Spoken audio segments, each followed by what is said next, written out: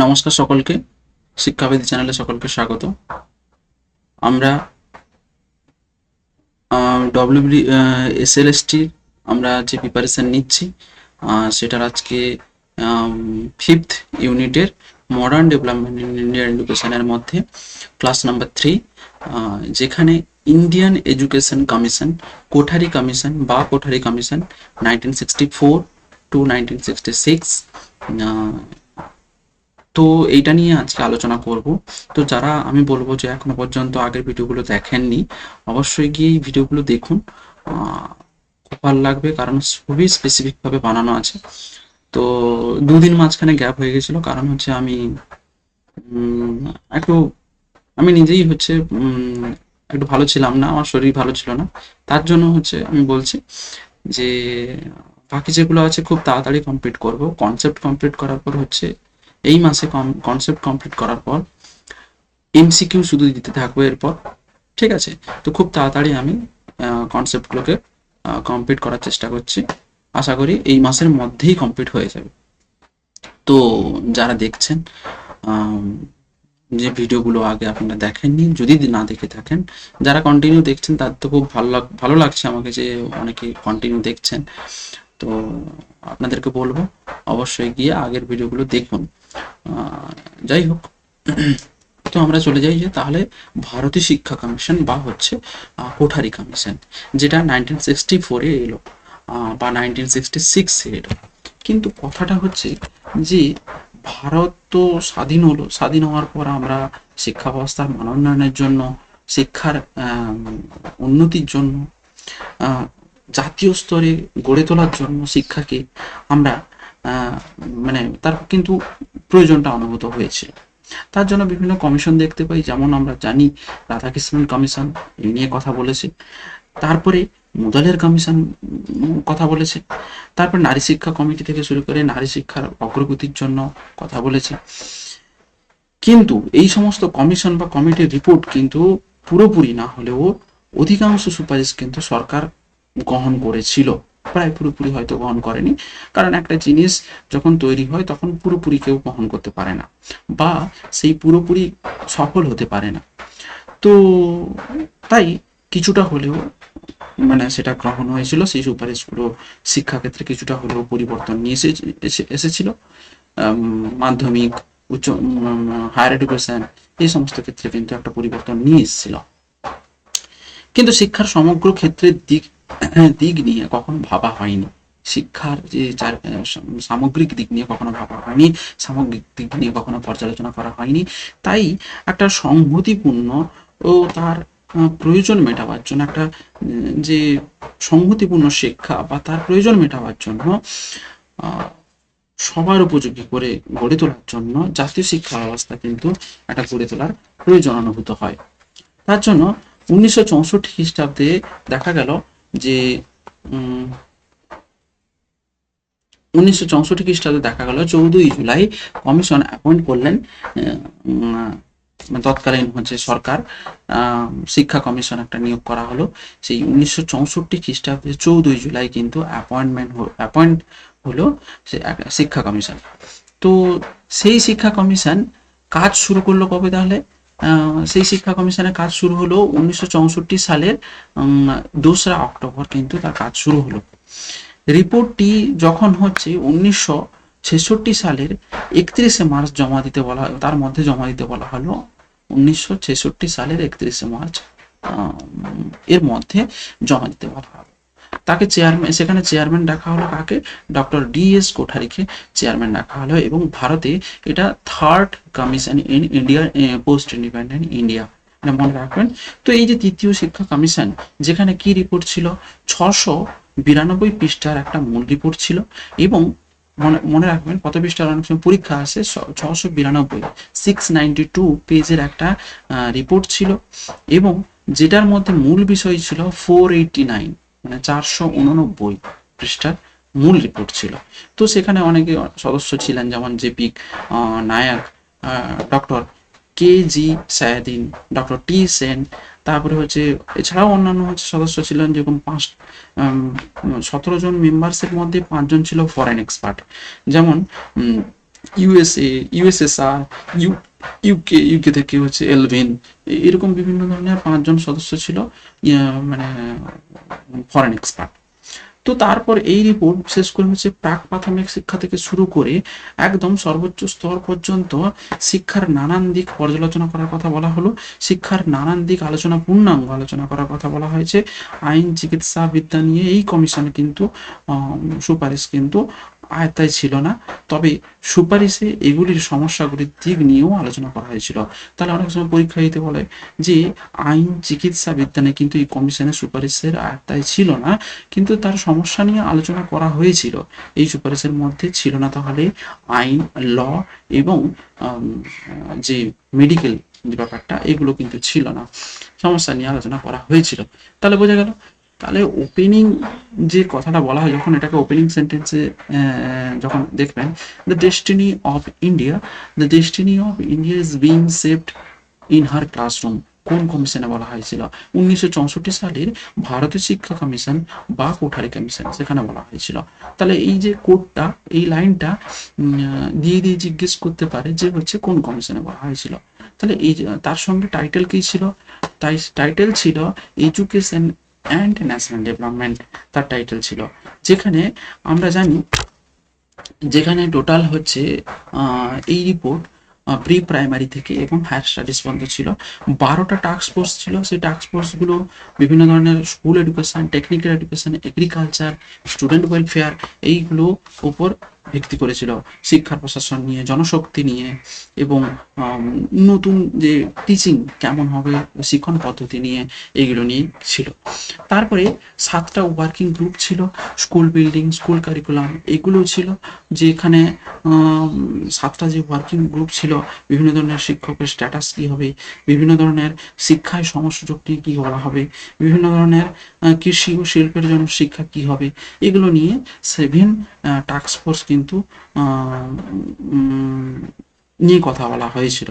7টি যে working, sorry 7টা যে task force ছিল, স্কুল বিল্ডিং, স্কুল ও সমাজের মধ্যে সম্পর্ক, স্ট্যাটিস্টিক্স, প্রাক প্রাথমিক যে শিক্ষা, স্কুল পাঠ্যক্রম, এগুলো নিয়ে কিন্তু বলা হয়েছিল। বোঝা গেল 12টা টাস্ক ফোর্স কী কী ছিল, যে টেকনিক্যাল এডুকেশন নিয়ে, এগ্রিকালচার নিয়ে, স্টুডেন্ট ওয়েলফেয়ার নিয়ে, কৃষি শিক্ষা নিয়ে, বয়স্ক শিক্ষা নিয়ে, অ্যাডাল্ট এডুকেশন নিয়ে বলা হয়েছিল। তারপরে ছাত্র কল্যাণ, স্টুডেন্ট ওয়েলফেয়ার নিয়ে, ঠিক আছে। তো তারপরে অর্থনীতি, ইকোনমিক্যাল ফাইন্যান্স, যে শিক্ষার অর্থনীতি, শিক্ষা প্রশাসন, অ্যাডমিনিস্ট্রেটিভ, জনশক্তি, মাস এডুকেশন, জনশক্তি নিয়ে বলা হয়েছিল। এছাড়া 7টি ওয়ার্কিং গ্রুপ কি ছিল? স্ট্যাটিস্টিক্স, প্রাথমিক শিক্ষা, স্কুল পাঠ্যক্রম, স্কুল ও সমাজের মধ্যে সম্পর্ক, স্কুল বিল্ডিং, এগুলো নিয়ে কিন্তু কথা বলা হয়েছিল। এডুকেশনাল যে প্রবলেমসগুলো of the country, our country, কি কি ছিল? বিভিন্ন ধরনের প্রবলেম দেখা যায়। সেই প্রবলেমগুলো কি কি ছিল? আমরা জানি যে সব থেকে বড় যেটা ছিল খাদ্য সমস্যা, পুষ্টিগত সমস্যা। সেই সময় খাদ্য সংগ্রহের স্বনির্ভরতা কিন্তু লাভ করতে, মানে আমরা যাতে খাদ্য সংগ্রহের স্বনির্ভরতা, নিজেরা নির্ভর হতে পারি, পরনির্ভর না হয়ে থাকতে পারি, সেই দিকে কিন্তু নজর রেখে শিক্ষাকে কিন্তু প্রয়োগ করার কথা কিন্তু বলা হয়েছিল। তারপরে অর্থনৈতিক সমস্যা, ইকোনমিক্যাল কন্ডিশন সেই সময় কিন্তু ভালো ছিল না, তার জন্য আমরা বেকারত্ব ছিল। সেখানে আবার বলা হয়েছিল অর্থনৈতিক উন্নতির জন্য জিএনপি, গ্রস ন্যাশনাল যে প্রোডাক্ট, সেটা প্রতি বছর প্রায় 2% করে কিন্তু বাড়ানোর কথা বলা হয়েছিল, বাড়ানো হবে। এবং এই জাতীয় যে আয়ের সমবন্টনের দিকে একটু নজর রাখা হবে, এই নিয়ে কিন্তু কথা বলা হয়েছিল। তাহলে জিএনপি কত ছিল? 2%। মনে রাখতে হবে আনএমপ্লয়মেন্ট এবং হচ্ছে যে বেকার সমস্যা থেকে শুরু করে, অর্থনৈতিক সমস্যা থেকে শুরু করে, এগুলো নিয়ে কথা বলার জন্য বিভিন্ন বিষয়গুলো তুলে ধরা হয়েছিল।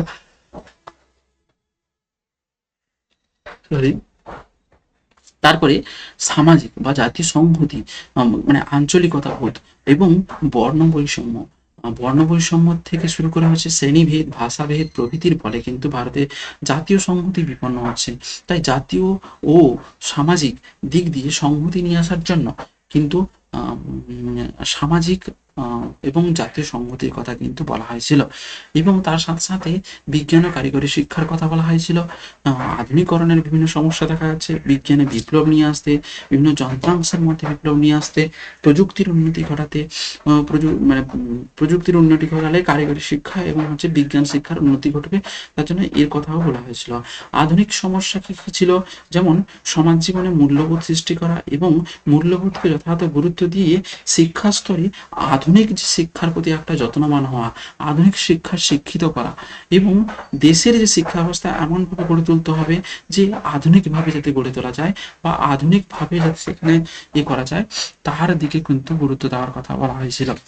তার জন্য আমরা জানি যে কমিশন কিন্তু শিক্ষার সাহায্যে উপযুক্ত জাতীয় সমস্যাগুলো সমাধান করার প্রতি কিন্তু তারা গুরুত্ব দিয়েছিলেন। তার জন্য কমিশন বিভিন্নভাবে বিভিন্ন বিষয়ের উপর গুরুত্ব দেন, যেমন 4 বেসিক থিংসের উপর গুরুত্ব দিয়েছিলেন। সেটা কি? লিটারেসি বেসিক ম্যাথমেটিক্যাল অ্যাবিলিটি, অর্থাৎ সাক্ষরতা কি, ভাষা, কলা, সমাজবিজ্ঞান বিষয়ক যে শিক্ষা নিতে হবে, তার সাথে সাথে গাণিতিক দক্ষতা বা বিজ্ঞান বিষয়ক অধ্যয়ন করতে হবে, উৎপাদনমুখী একটা কর্মক্ষমতা তৈরি করতে হবে, উৎপাদনী কর্মক্ষমতা তৈরি করতে হবে, সামাজিক দক্ষতা তৈরি করতে হবে, সোশ্যাল স্কিল, সমাজে মিলেমিশে চলা, সমাজে মানুষের সঙ্গে ভালোভাবে কথা বলা, হ্যাঁ, সামাজিক দক্ষতা কিন্তু অর্জন করতে হবে। এইমস অফ এডুকেশনে যদি আমরা দেখি, লক্ষ্য কী ছিল? বর্তমান সমাজ ব্যবস্থার পরিবর্তন হয়েছে, দ্রুত পরিবর্তন হচ্ছে, তো সেই সমাজ ব্যবস্থার সঙ্গে সাযুজ্য রেখে বা সামঞ্জস্য রেখে আমাদেরকে কিন্তু এগোতে হবে, এবং তার সাথে শিক্ষারও পরিবর্তন করাতে হবে বা করতে হবে। তো সেই শিক্ষা ব্যবস্থার যেহেতু প্রগতিশীল, আমাদের ভারতে প্রগতিশীল শিক্ষা ব্যবস্থা প্রয়োজন, তার জন্য এই প্রগতিশীল নীতির কথা মাথায় রেখে কিন্তু ভারতের শিক্ষার লক্ষ্য এমনভাবে ঠিক করা উচিত যেখানে শুধুমাত্র preparation of the finished product হিসেবে যেন না ভাবা হয়। শিক্ষা শুধুমাত্র প্রিপারেশন অফ ফিনিশড প্রোডাক্ট তৈরি করা নয়, সেই হিসেবে বিবেচনা করলে হবে না। শিশুকে তার সেই বিভিন্ন বিষয়ের প্রতি উৎসাহ সৃষ্টি করা, শিশুকে বিভিন্ন বিষয়ের প্রতি আগ্রহ সৃষ্টি করা, তার মধ্যে মূল্যবোধগুলি ভ্যালু ডেভেলপমেন্ট করা, এবং বিভিন্ন ধরনের টেকনিক আয়ত্ত করা বাস্তব সমস্যা সমাধানের জন্য, এবং তার মধ্যে গণতান্ত্রিকতাবোধ গড়ে তোলার জন্য শিক্ষার লক্ষ্য কিন্তু এইভাবে সেট করতে হবে।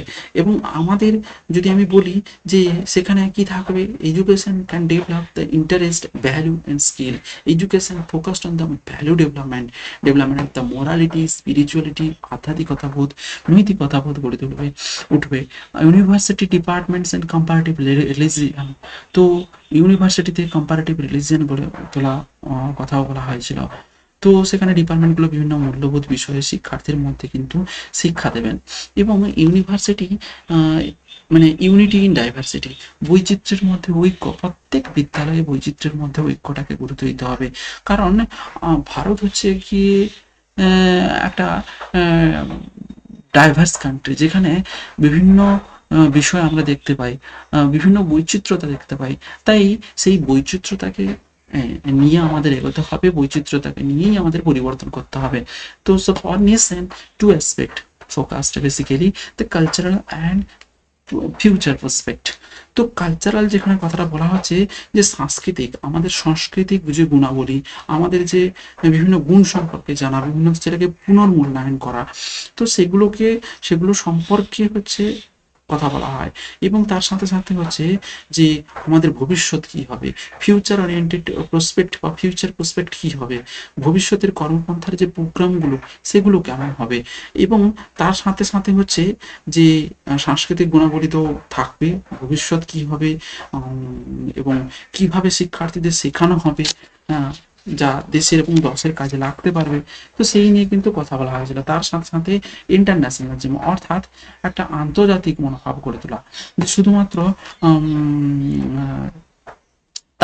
তার সাথে সাথে একটা বিশ্ব ভ্রাতৃত্ববোধ, অর্থাৎ মানে প্রত্যেকের মধ্যে ইন্টারন্যাশনাল আন্ডারস্ট্যান্ডিং, ইন্টারন্যাশনালিজম, ব্রাদারহুড যে ব্যাপারটা, বিশ্ব ভ্রাতৃত্ববোধ, এইগুলোকে গড়ে তোলার একটা প্রয়োজন অনুভূত করা হয়।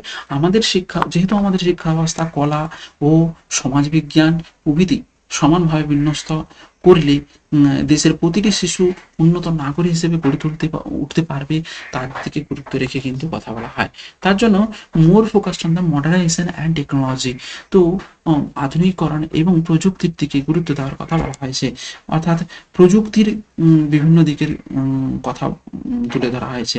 শিক্ষা ব্যবস্থা তাই লক্ষ্য হবে, উদ্দেশ্য হবে প্রতিটি স্তরে, প্রাথমিক থেকে হোক উচ্চ পর্যায়ে ডিগ্রি স্তরে শিক্ষাকে কমিউনিটি সার্ভিস প্রোগ্রাম দিতে হবে। বোঝা গেল? তাহলে যে শিক্ষার অঙ্গ হওয়া উচিত, মানে এই কমিউনিটি সার্ভিস প্রোগ্রামটা না শিক্ষার অঙ্গ হওয়া উচিত। বিভিন্ন সামাজিক কাজে অংশগ্রহণের ফলে শিক্ষার্থীদের মধ্যে একটা সমাজ সম্বন্ধে একটা ধনাত্মক ধারণা গড়ে উঠবে এবং তাদের মধ্যে একটা মেলবন্ধন গড়ে উঠবে। মেলবন্ধন মানে কি? শিক্ষিত মানুষ ও বাকি মানুষের মধ্যে একটা মানে মেলবন্ধন গড়ে উঠবে, তাই না? তাই জন্য কমিউনিটি সার্ভিস প্রোগ্রামের কথাও কিন্তু বলা হয়েছিল। বিভিন্ন ধরনের NCC program must be open. তো এনসিসি প্রোগ্রাম বিশ্ববিদ্যালয় স্তরে থাকা উচিত, কারণ আমরা জানি মানুষ ও দেশের জন্য জওয়ানদের মধ্যে একটা আত্মিক সম্পর্ক গড়ে ওঠা দরকার। তার জন্য এবং তারা যাতে হচ্ছে দেশের কাজ ভালোভাবে কাজ করতে পারে তার দিকে গুরুত্ব দেওয়ার কথা বলা হয়েছিল।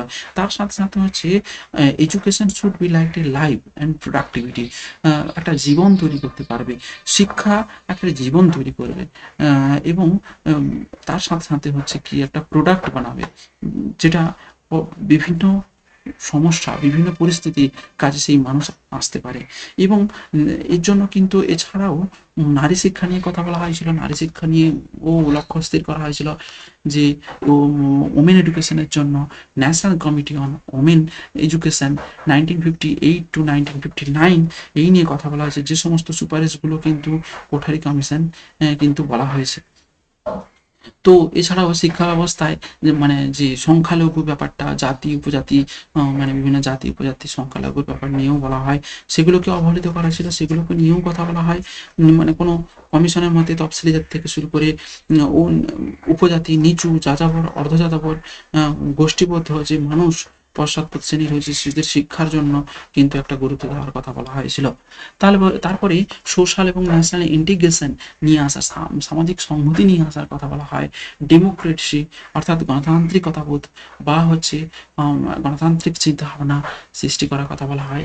সামাজিক এবং আধ্যাত্মিক মূল্যবোধ গড়ে তোলার কথা প্রত্যেক মানুষের মধ্যে বলা হয়। তার জন্য হচ্ছে প্রি প্রাইমারি থেকে হচ্ছে একদম হায়ার এ পর্যন্ত কি স্থির করা হবে, pre primary level of objectives adjustment, মানে শিক্ষা হবে অ্যাডজাস্টমেন্ট করার জন্য, শিক্ষা হবে অ্যাডজাস্টমেন্টের জন্য, মানে পরিস্থিতির সাথে বিভিন্ন সিচুয়েশনের সাথে অ্যাডজাস্ট করা। ইমোশনাল ডেভেলপমেন্ট, ইমোশনকে প্রত্যেক ব্যক্তির ইমোশনকে, প্রত্যেক শিক্ষার্থীর ইমোশন যাতে ডেভেলপ করে তার দিকে কিন্তু গুরুত্ব দিতে হবে। শিশুর মধ্যে প্রক্ষোভকে জাগিয়ে তোলা, শিশুর মধ্যে ক্রিয়েটিভিটি ডেভেলপমেন্ট অর্থাৎ নতুন নতুন যে যে সৃজনশীল চিন্তা ভাবনা গড়ে তোলা এবং তার মধ্যে সে যেন চিন্তা ভাবনা করার শক্তি তার মধ্যে জাগ্রত হতে পারে। থিঙ্কিং স্কিলটাকে ডেভেলপ করার কথা বলা হয়েছিল, অর্থাৎ সে যেন শুদ্ধ স্পষ্টভাবে বক্তব্য রাখতে সে তাদের মধ্যে শেখানো হয় এবং সেই শিশুদের মধ্যে যাতে সুস্বাস্থ্যের অধিকারী হয়, সেই দক্ষতা যাতে গড়ে তোলা হয়, এর দিকে কিন্তু গুরুত্ব দেওয়া।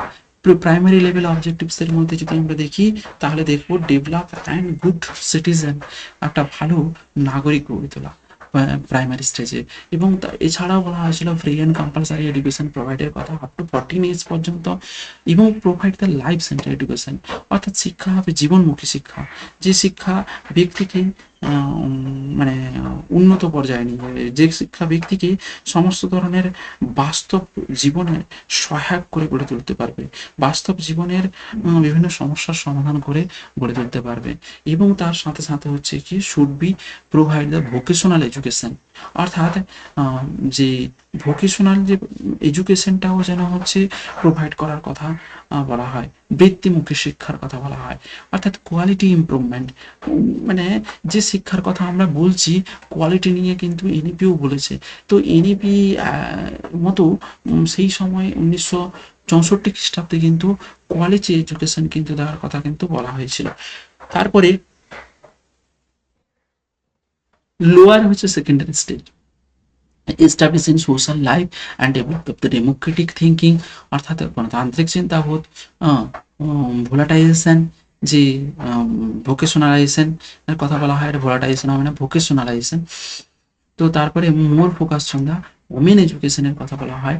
এবং হায়ার সেকেন্ডারি স্টেজের কথা যদি বলি, তাহলে সাবজেক্ট স্পেশালাইজেশন থাকবে হায়ার সেকেন্ডারি স্টেজে, অর্থাৎ নিম্ন মাধ্যমিক শিক্ষাকে দৃঢ়তর করার জন্য প্রসারিত করা, সেই সঙ্গে নির্বাচন এর সুযোগ করে একটা বিশেষমুখী কথা করার হচ্ছে একটা সিদ্ধান্ত নেওয়ার কথা বলা হয়।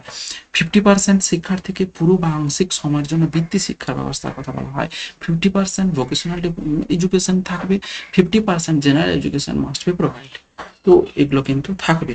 তার সাথে সাথে লক্ষ্য কি হবে, aims in higher education national integrity নিয়ে আসা এবং উন্নত মানের যে সন্ধান বা দৃঢ় বা নির্ভীকভাবে সত্যের যে সন্ধানে নিয়োজিত থাকা এবং তার সাথে সাথে রিসার্চ এবং ডেভেলপমেন্ট করা, অর্থাৎ গবেষণার উন্নতি করানো, গবেষণা নিয়ে হচ্ছে ভাবা।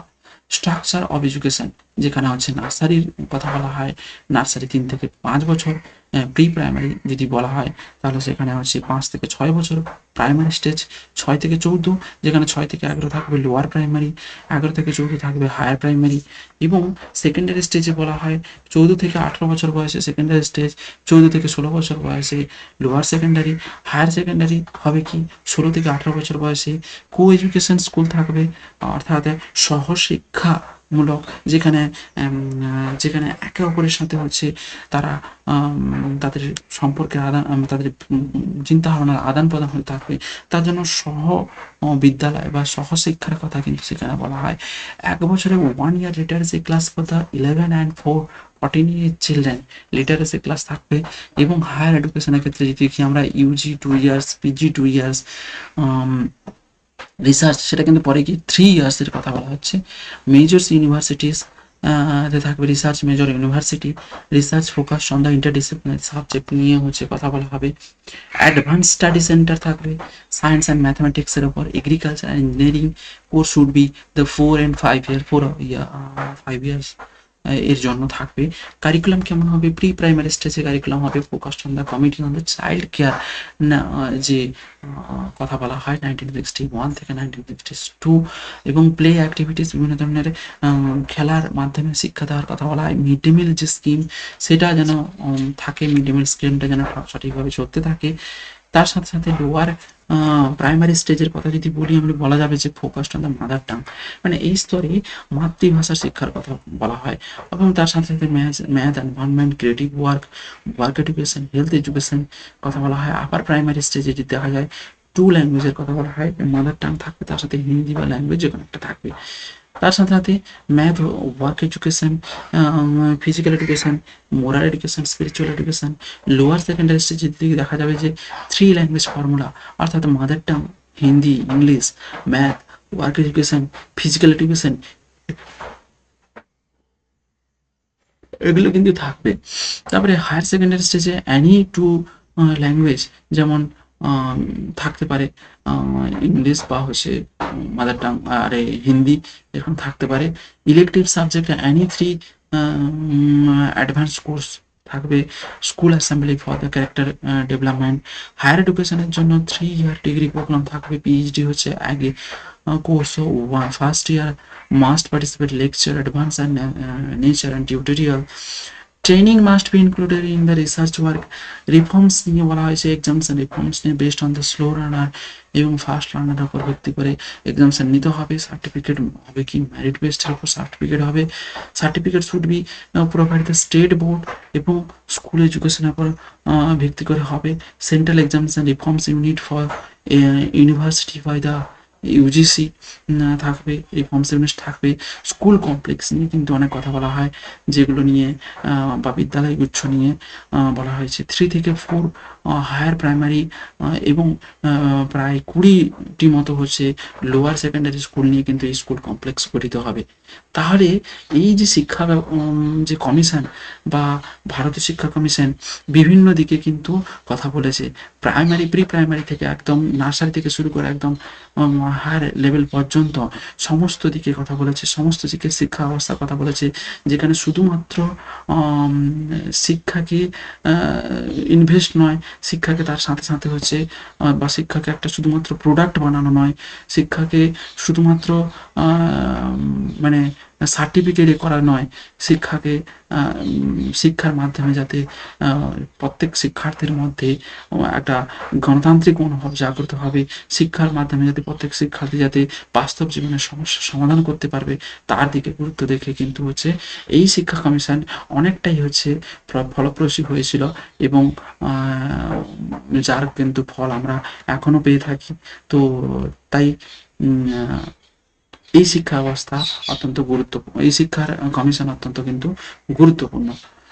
তো আজকে তাহলে এতটা পর্যন্ত থাক, যে পরবর্তী হচ্ছে নেক্সট একটি বিষয় নিয়ে আলোচনা করব, মানে খুব তাড়াতাড়ি হচ্ছে 5th ইউনিট কমপ্লিট হয়ে যাবে, তারপরে আমরা 6th ইউনিটে এগিয়ে যাব, তো খুব তাড়াতাড়ি শেষ হবে। Thank you, thanks to all of you, thank you so much. ভালো লাগলে অবশ্যই লাইক করুন আপনারা এবং সাবস্ক্রাইব করুন। ভালো থাকুন।